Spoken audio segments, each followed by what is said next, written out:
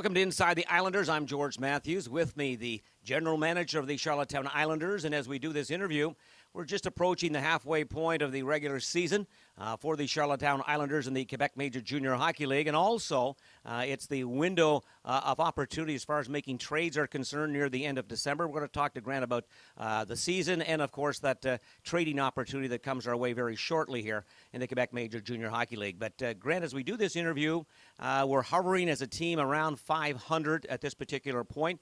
When you look at the hockey club and you're around 500, there's some things to like. There's some areas that you think, no doubt, need some improvement. But let's dissect your hockey club piece by piece here right now at this point of the season. When you look at the forward combination, Daniel Sprong has had a strong season to this particular point. Shalapik as well.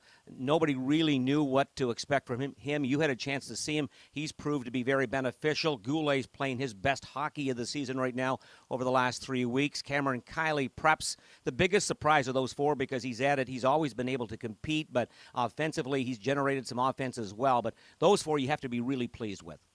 Yeah, they're the engine, if you will, the offensive engine of our hockey club, and all those players mentioned, George, they all have different characteristics, and the idea here is that in order for us to be a successful team, we need people to put the puck in the net, and four of them have had really good first halves with our hockey club.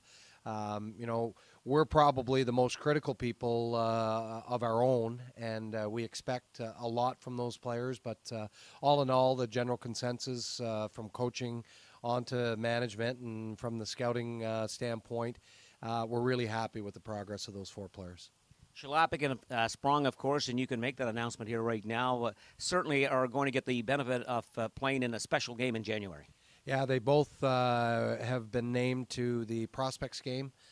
People refer to it as the Don Cherry Bobby Orr game. It's the CHL top prospects. It's a great honor. They'll bring in the 40 best players, which are voted on by NHL scouts and CHL personnel. So a real big honor for them, a big honor for our hockey club to have our name with all the other great franchises in the country. So really excited about that. Obviously, evidence of them having good first halves. Grant, we talk about those four players. What else do you need from your forward combination moving into the second half of the season here? Well, I think consistency is the word that comes to play. When you're a 500 club, you're 4 or 5 wins away from being in third or fourth place in the league, or 4 or 5 losses from being near the bottom. And it makes for a long grind. 68 game schedules are long enough as it is. I want to be very careful that our hockey club doesn't get caught up in the wins and losses as much as playing the right way. We're going to lose hockey games. There's some really good parity in our league this year. What we need is consistency. And ever since Ross Johnson came back from injury, which he sustained at NHL camp, we really dearly missed him early on. He's had a wonderful impact on our hockey club, and he's one of those forwards that will help lead the consistency level for our hockey club, and obviously that's really important. When you talk about the physicality of a guy like Ross Johnson, do you believe this club right now, as it sits right now, is physical enough to compete in a much tougher second half? Well, I do. I think he brings it out in some other players. I think other people have picked their game up since Ross has come onto the roster. I think Oliver Cooper's really starting to take shape, and this game of hockey, it's funny, we measure people based on, it's easy to talk about Daniel and Philip Shalapik and Cameron Kiley and Goo, they put up numbers, but really Oliver's value is in his leadership, in his ability to sustain time in the offensive zone. I think the goals are going to start to come if he continues to play the way he's been playing of late, and those are all the little tweaks that you have to make with a hockey club.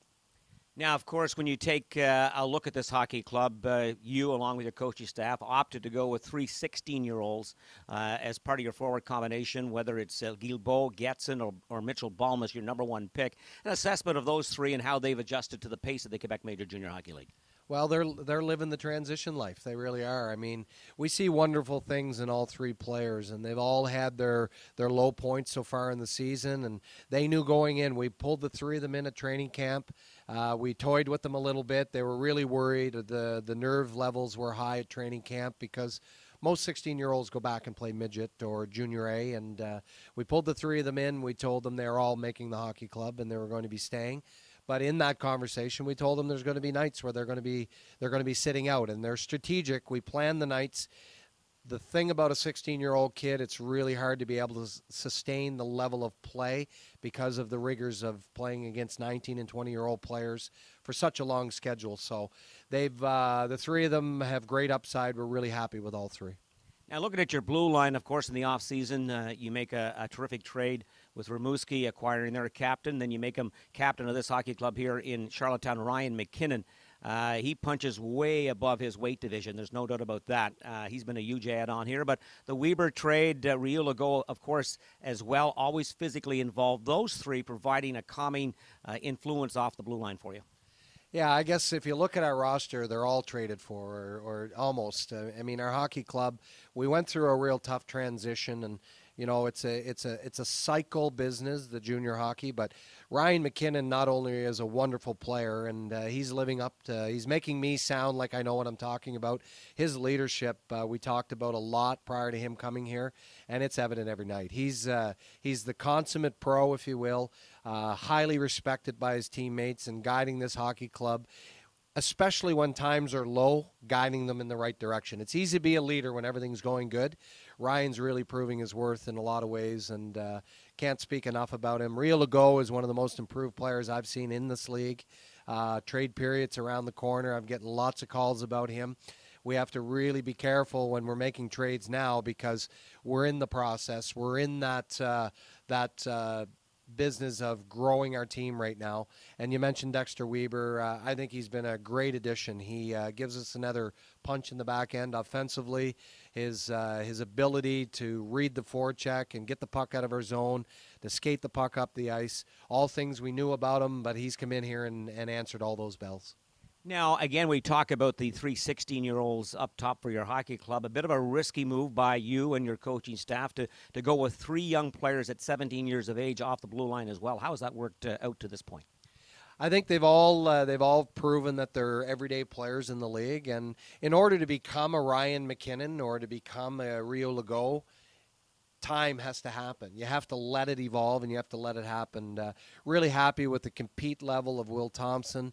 Luc Duchesne we traded for. We had him for a half a year last year. He's really showing big signs of maturity. His game is really maturing. He's maturing as a person. And David Henley, he's had some ups and downs, some personal issues with family, but we see tremendous upside in him. So are we exposed when we're on the road some nights, or if we get the wrong matches out there? Maybe, but that's how you learn. You learn through your mistakes in this game, and I think the three of them have really dug their heels in and proving that they're going to be really, really good players for a long time in this league. Now, of course, the most important position on any hockey club is in between the pipes.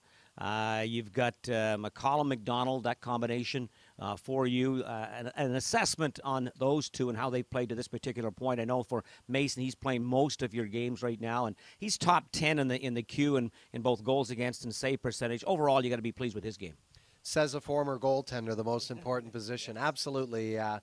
Mason has been wonderful for us. If you had to name an MVP, and I don't even like using those 3 letters at the end of the year, but our midseason MVP has to be Mason. His workload, his ability to win us hockey games when we play well, and maybe sometimes when we don't play well. He's a real big piece to what we're doing here.